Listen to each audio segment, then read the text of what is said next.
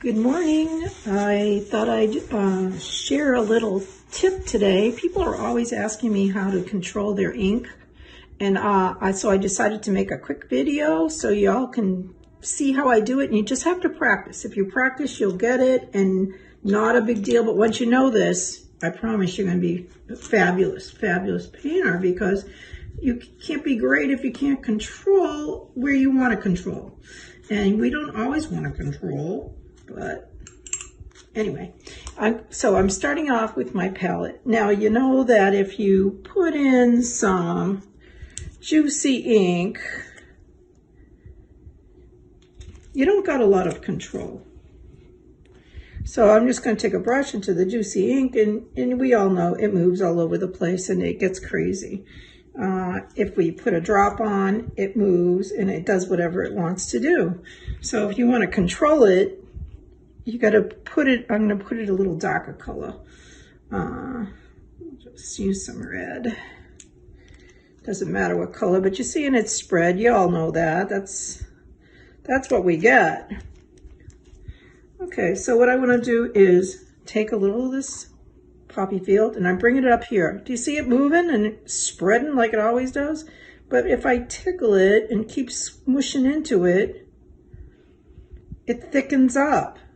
And that's where the control gets. So if I take this right out of the bottle and put it down, it's spreading, right? But if I bring it up here and let it dry a little and control the consistency,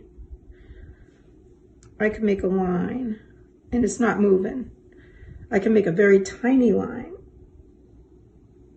and it's not moving. So that's where the control comes in. So also, it's all dry now almost. See that? Look at that. Look at no movement at all, and you make beautiful line work. There's control for you, right? So anyway, but that's not all I want to show you. So if I have some dry ink, let's get a different color so you can see the differences easily. I'm cleaning my brush out in alcohol. I don't throw my alcohol away because that's my sketching alcohol. I sometimes like to do a sketch on something and it comes off fairly easily and lifts off without leaving a big stain on a lot of papers. Okay, I'm gonna go into green this time. So do you see how dry that is? Because it's a dry palette. So I'll break the green and I'll bring in the green up here and see how it's juicy, but now it's drying out a little bit. And I got my control. If I want more juice in it, I have less control and it starts spreading. So that's where the control comes in the consistency of the ink with alcohol. Not hot at all. Sometimes we want alcohol to spread, so I want to show you that too.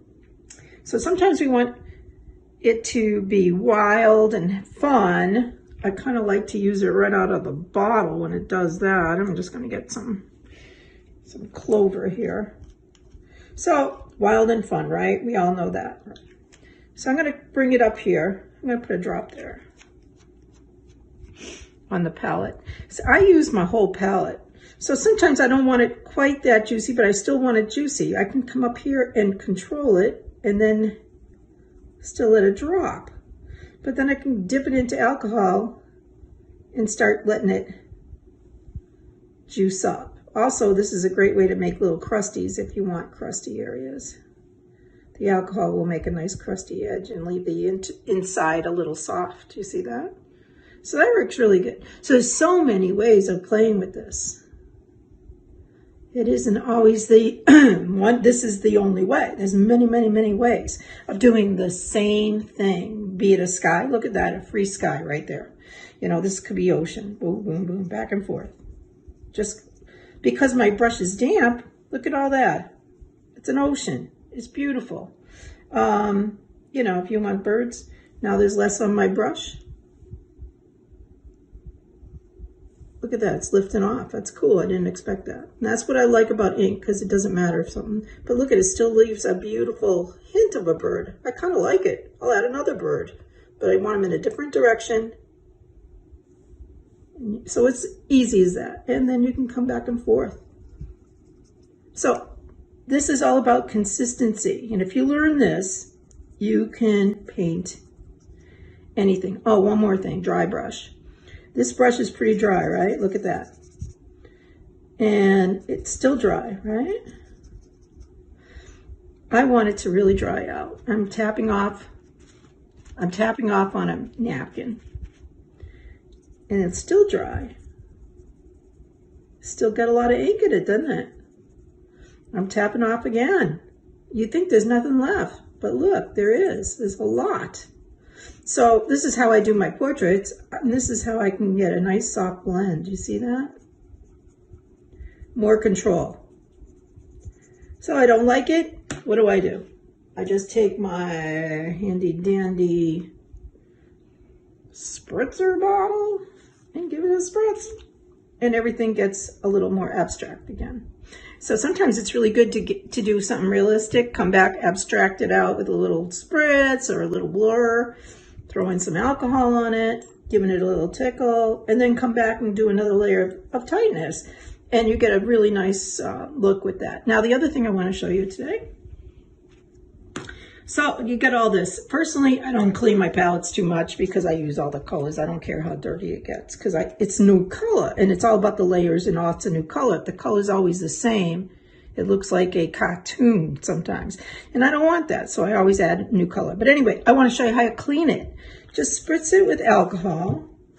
Look how dirty this rag is. I don't throw them away real quick because I can use them over and over again. So, you know, we're all conscious of the environment, so let's clean it. Use these napkins till they die. I put them in a bag, in a plastic bag, and I save them. I don't throw them out until they're like black.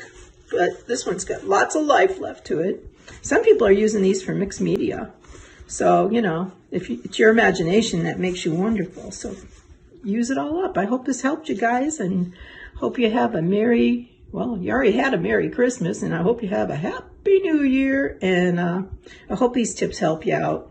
See you soon. Bye. Come